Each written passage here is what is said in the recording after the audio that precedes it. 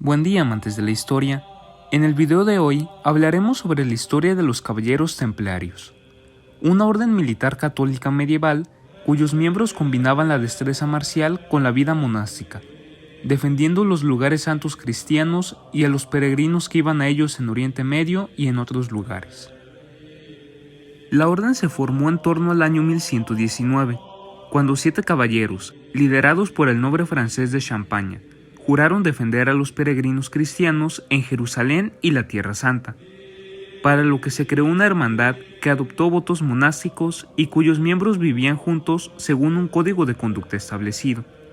En 1120, Balduino II, rey de Jerusalén, entregó a los caballeros su palacio, la antigua mezquita en el templo del Monte de Jerusalén, para que lo usaran a modo de sede. El edificio se conocía comúnmente como el Templo de Salomón, por lo que a la hermandad pronto se le empezó a llamar la Orden de los Caballeros Templarios de Salomón, o simplemente Templarios. Fueron reconocidos oficialmente como orden por el Papa Honorio II en el Concilio de Troyes en enero de 1129. Fue la primera orden militar en crearse, y en un principio se los consideraba como una rama de los monjes cistercienses. Los caballeros adoptaron pronto su distintiva capa blanca y empezaron a usar la insignia de la Cruz Roja sobre un fondo blanco. La doctrina religiosa no presentaba ningún impedimento a la lucha, siempre y cuando fuera por una causa justa. Las cruzadas y la defensa de la Tierra Santa eran exactamente ese tipo de causa, así que la orden recibió el respaldo oficial de la Iglesia. La primera gran batalla en la que participaron los templarios fue en 1147 contra los musulmanes durante la Segunda Cruzada. La orden recibía donaciones de todo tipo, pero las más comunes eran dinero, tierras, caballo, equipo militar y comida. A veces también se donaban privilegios, lo que permitía a la orden ahorrar en sus propios gastos. Los templarios también invertían el dinero en comprar propiedades que producían ingresos, por lo que acabaron poseyendo granjas, viñedos, molinos, iglesias, pueblos y cualquier otra cosa que considerasen una buena inversión.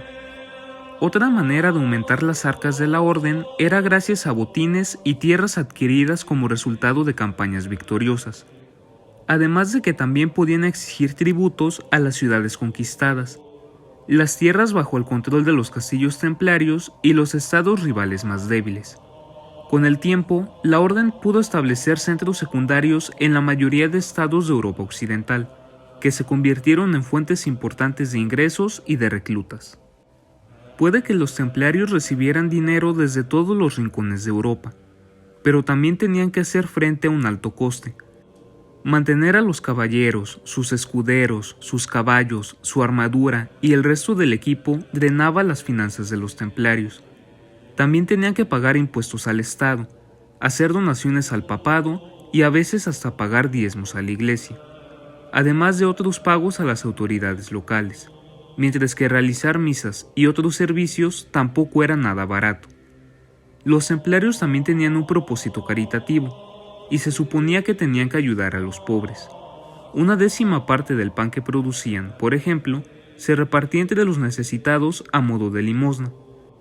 A partir del siglo XII, los templarios ampliaron su influencia y lucharon en las campañas cruzadas en la península ibérica. También operaron en las cruzadas bálticas contra los paganos, y para el siglo XIII, los templarios tenían tierras desde Inglaterra hasta Bohemia, y se habían convertido en una orden militar verdaderamente internacional, con muchísimos recursos a su disposición. Los templarios habían establecido un modelo que sería copiado por otras órdenes militares, como los caballeros hospitalarios y los teutónicos, pero hay un área en la que los templarios realmente destacaron: la banca. Como los lugareños las consideraban lugares seguros, las comunidades y los conventos templarios se convirtieron en depósitos de dinero, joyas y documentos importantes. La orden tenía sus propias reservas de dinero en efectivo. Los templarios llegaron incluso a permitir a la gente depositar el dinero en un convento y, siempre y cuando pudieran presentar la carta adecuada, a transferirlo y retirar el dinero equivalente de otro convento. Otro de sus servicios bancarios primitivos consistía en que la gente podía tener lo que hoy en día se llama una cuenta corriente con los templarios. en la que pagaban depósitos regularmente y acordaban con los templarios el pago, de parte del titular, de una suma fija a quien quiera que nombrara el titular. Los templarios se habían convertido en unos banqueros lo suficientemente competentes y de confianza como para que los reyes de Francia y otros nobles mantuvieran su tesorería con la orden.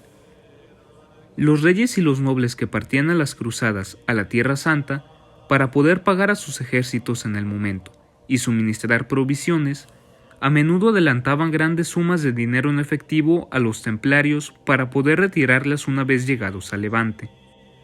Los templarios incluso prestaban dinero a los gobernantes, y así se convirtieron en un elemento sumamente importante de la estructura económica cada vez más sofisticada de la Europa medieval. Pero toda esta riqueza y poder le terminaría jugando en su contra a los templarios. Como en gran medida imponían su propia ley y eran una amenaza militar potente, los gobernantes occidentales empezaron a desconfiar de las órdenes militares, especialmente cuando empezaron a acumular una gran red de tierras y reservas de dinero. Al igual que otras órdenes militares, los templarios también habían sido acusados desde hacía tiempo de abusar de sus privilegios y extorsionar el máximo beneficio de sus negocios. Quienes los criticaban decían que llevaban una vida muy fácil y se gastaban el dinero que bien podía servir para mantener a las tropas de la Guerra Santa. También se los acusó de malgastar dinero para competir con otras órdenes rivales, especialmente los hospitalarios. La mayoría de estas críticas estaban basadas en la falta de conocimiento de los asuntos de la orden, en una exageración de su riqueza real y en un sentimiento general de envidia y de desconfianza. A partir de 1307 empezaron a circular acusaciones mucho más serias sobre los templarios. Se decía que negaban de Cristo como Dios, de la crucifixión y la cruz.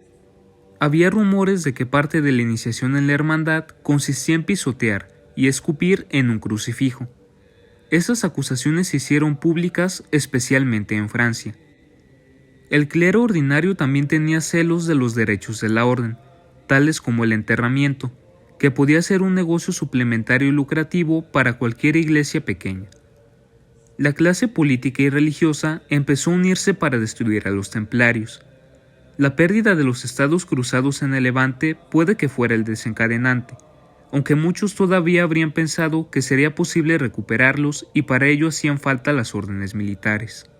El viernes 13 de octubre de 1307, el rey Felipe IV de Francia ordenó arrestar a todos los templarios. Sus motivos siguen sin estar claros, pero los historiadores sugieren como posibilidades la amenaza militar, el deseo de adquirir riqueza, la oportunidad de ganar una ventaja política e incluso que Felipe se creyera realmente los rumores. El resultado fue que el Papa Clemente V ordenó arrestar a todos los templarios de Europa Occidental y requisar sus propiedades.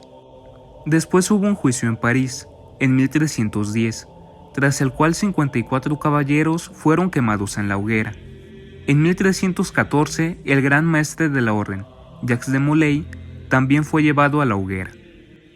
El Papa Clemente V declaró oficialmente el fin de la orden el 3 de abril de 1312, poniendo fin a lo que probablemente sería la mayor orden militar en toda la historia de la cristiandad. Recuerda que si te ha gustado el video, puedes apoyar dándole like, comentando, compartiéndolo y suscribiéndote. Sin más por el momento, los dejo, para que junto con la diosa eterna del juicio final, continúen escribiendo su propia historia.